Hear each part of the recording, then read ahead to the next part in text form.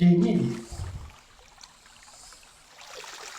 ဒါတရုတ်မလေးတွေပါတယ်လှုပ်ပြန်ပြီးတဲ့တော့မသိဘူးနော်ဒါပါတယ်ပုံဖို့လဲပါတယ်စားပြဖို့လဲတော့မသိဘူး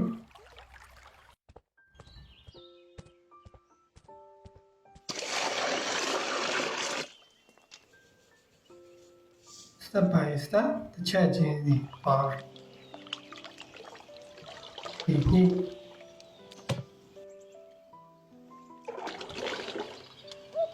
သူတို့ရဲ့နိုင်ငံမှာတမျိုးတော့ကောင်းတယ်ရေညှိတွေအလကားမဖြစ်ပါဘူးနော်သူနေရာနဲ့သူသုံးဝင်တယ်ဒီဗီဒီယိုလေးကိုကြည့်ပြီးတော့ရင်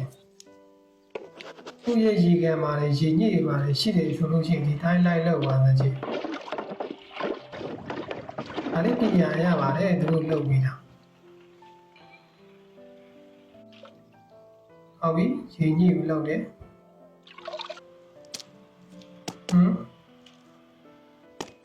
ဒီလှမ်းမှုလား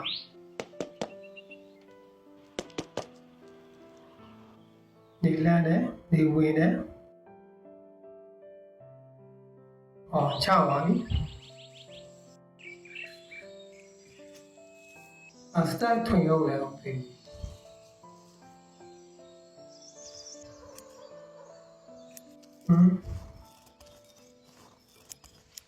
ကျော်လိုက်တာလားကျော်လိုက်တာလေ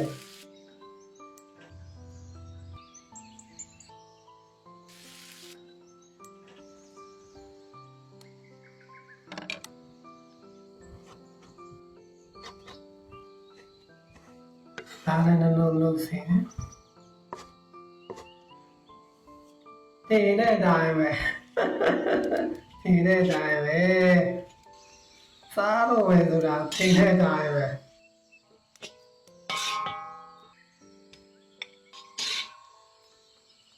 ရေညှိတော့အလုပ်မပေးဘူးပါ